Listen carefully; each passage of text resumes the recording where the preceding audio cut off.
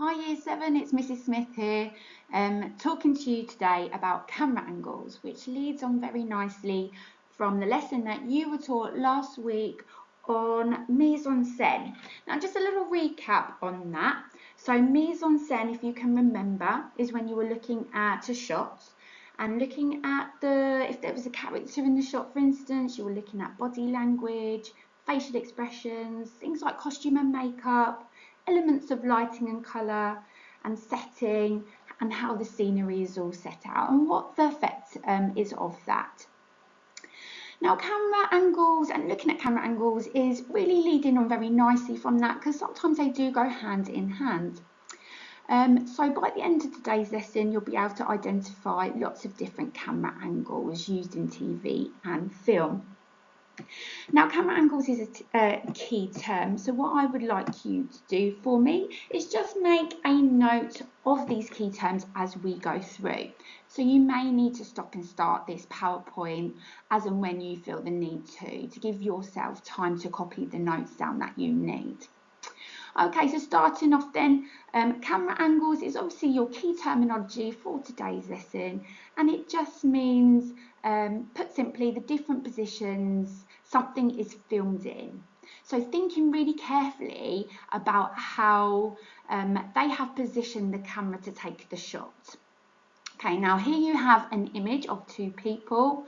I really want you to think about where his camera is held in this image. So he's got it on a selfie stick and it's up high. Okay, so he is holding that camera in a high position.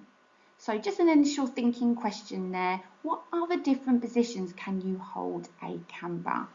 Now give yourself a little bit of time to do that. Pause this PowerPoint and then come back to it when you have completed your answers. Now you may have put down things like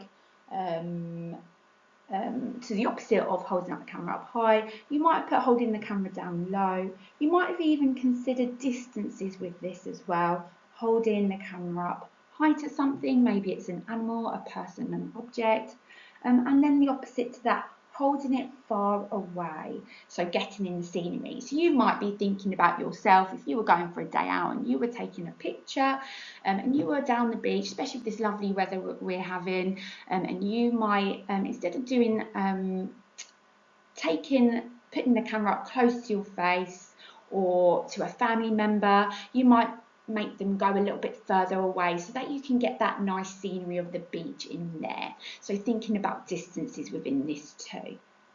Okay, moving on from this then. We're now on to the next slide here, and you're going to be introduced to a number of different camera angles. So what I would like you to do is to make a note of them and their definition so that you've got all your notes nice and clearly down so you can look back at them when you need to. So looking at this one here, you've got an establishing shot. Now establishing shots are usually the very first shot of a new scene. So at the beginning of a film, usually the very first shot that you see is called an establishing shot. Sorry. It's designed to show the audience where the action is taking place. It usually helps you to really understand the genre of a film too. Now, if you can remember, that genre means the type of film category it belongs into. They're usually very wide shots, so you see a lot of the scenery. So here in this first image, you're able to get an idea of the time of day it is there as well. You see a city landscape, so you can probably work out that the film is going to be some sort of action. It could even be a little bit sci-fi as well. If you're looking at the fact that it's set at night time, you've got this kind of eerie lighting in there as well. So bringing in some of your mise-en-scène knowledge too, to be able to work out the genre. And in this second image there, you have a scene of New York there. It looks very like a very powerful city, very important, and you might even think that this is an action drama film that you're going to be watching. The next camera angle that we are going to be looking at there is a close-up. Okay. A close-up is a shot that focuses heavily on the face or an object. You probably, when taking your own photos, you probably take a lot of close-ups, focusing on the face of the character. You might even notice that in close-ups, they usually blur out the background so that there is a deeper focus on whatever it is that they want you to particularly look at. So in the first image, you've got a close-up of a dog here, and the rest are just main characters within films. What I would really like you to do now is to really think about, and looking at these images in particular, why do you think they're used? When you look at these close-ups, what is it that you are getting from this image that you are looking at?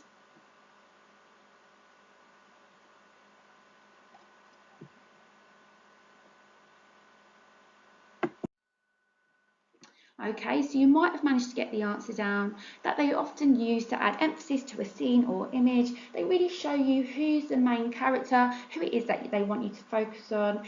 And because usually that they focus on the face, they allow you to see the emotions of the character and how they're feeling at that point. It really allows you to engage with that character and to really empathise with them, to really stand in their shoes and feel what they're feeling too. Leading on from that, then you have something called an extreme close-up. So it's a little bit more intense than a close-up and usually focuses on one element of like a particular feature of a face or anything. Okay, so it's an extreme close-up, usually fits the whole frame of a photo, and you can only see a certain feature within the frame. For instance, a human feature that focuses solely on the eyes. And in this case, you see a picture here of somebody's mouth. So have a look at these images here. Why do you think they do this? What is the effect of this?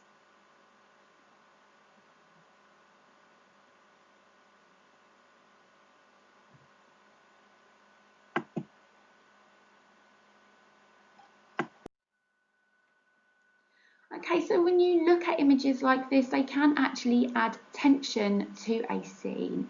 And they say that so looking at these images here, you can really tell what these characters are feeling. This Deadpool image here looks determined, doesn't he? Focused on his task. That first image there that seems to keep disappearing is that image of the baby. It really looks sad. You're feeling really sorry for that child. And here in this last image here, looking at the mouth, it does suggest that the next scene is going to be quite romantic.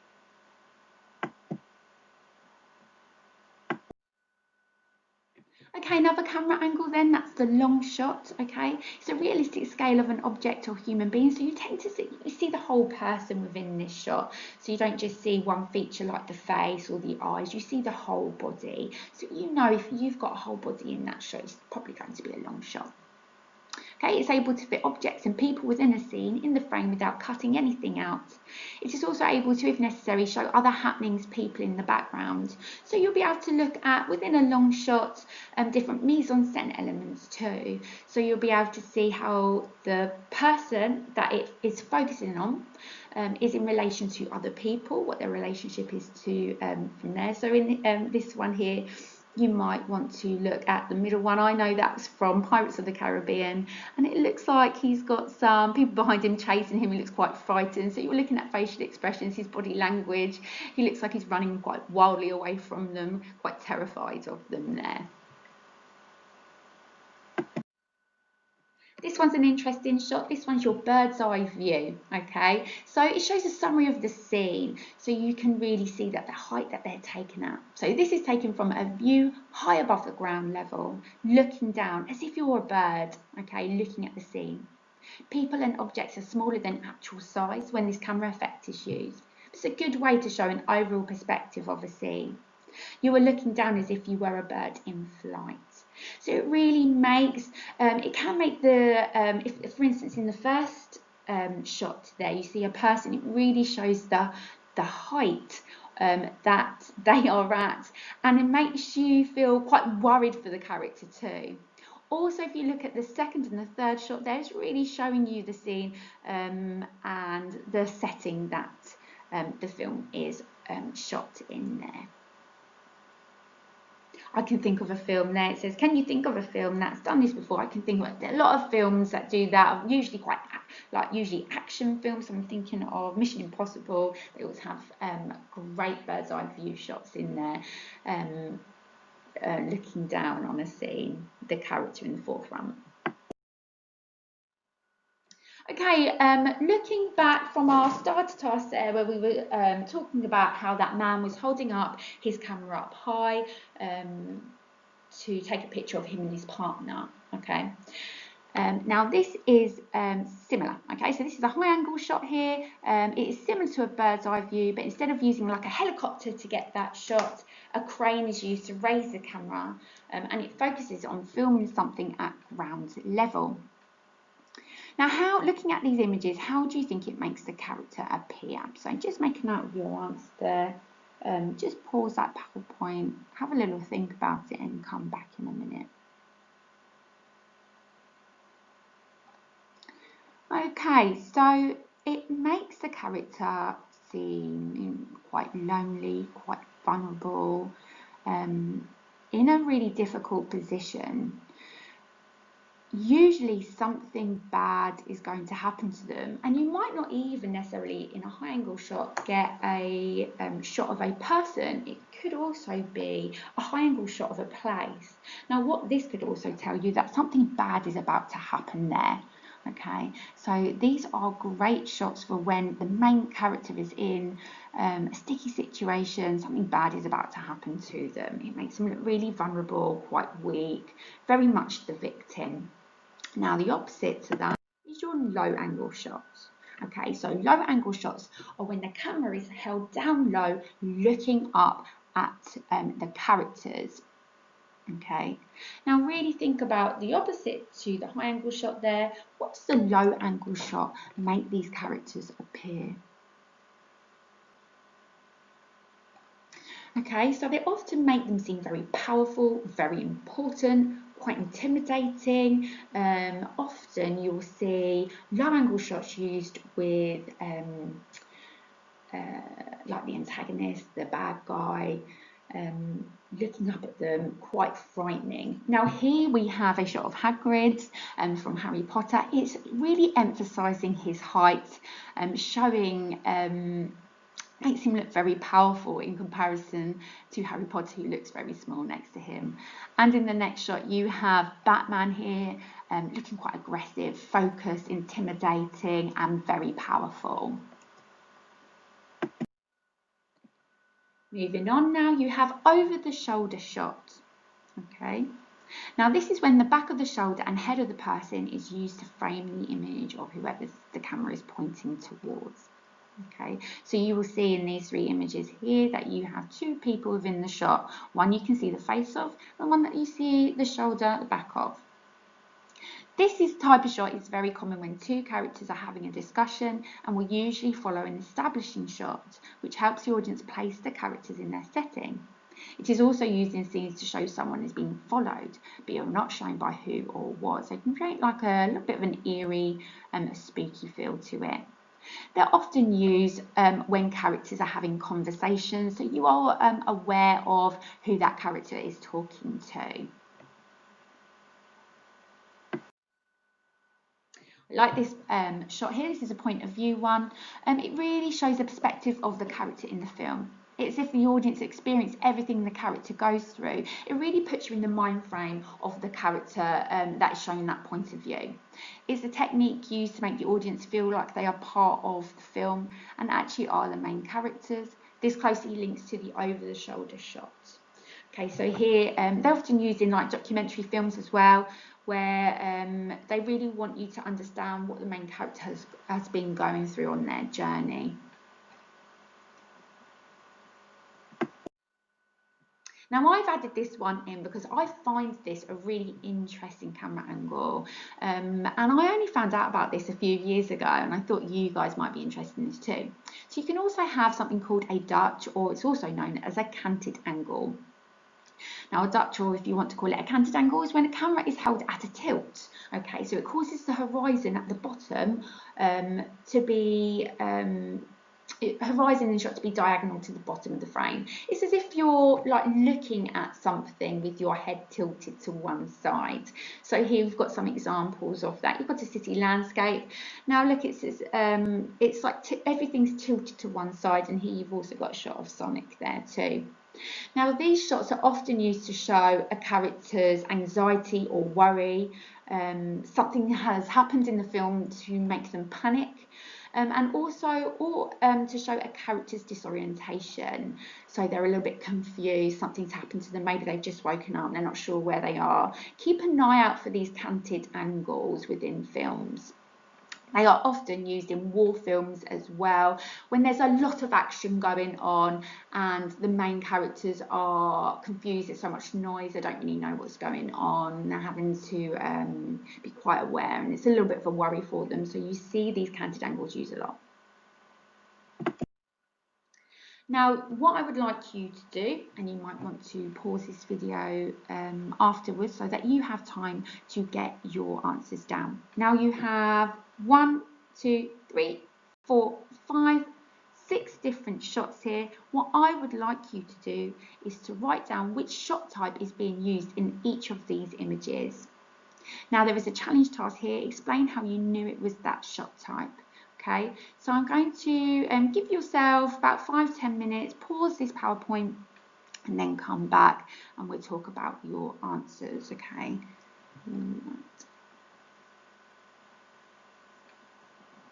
Okay, welcome back then. Let's start with this image here. Your answer to this one here, so I'm just going to draw there it is. I'm not very good at this. I've just drawn a little purple dot there. I'm looking at this one as our number 1. Maybe I can write a number 1 on it. Yeah, there we go. Okay, this is actually a point of view shot. So you can see here, this is what the character is looking at. He's looking at this photograph. Here, or she is looking at this photograph of these two people here. And you can tell because they've got, if you were to look at a photograph and you would take a shot of you looking at a photograph, you probably would have an element of your hand in there too.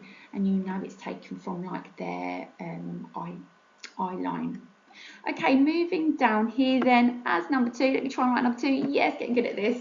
Okay, here we have an extreme close-up. It focuses on just the eyes, really intense. It really shows that character's focus and determination here. And number 3, is that Emma Watson? Not very good with names. Okay, so we have a nice close-up of her there. Just going to have my battery. There we go. My battery should be in. Lovely. Sorry about that. Yep, so that's a close-up there of that character. And moving down here.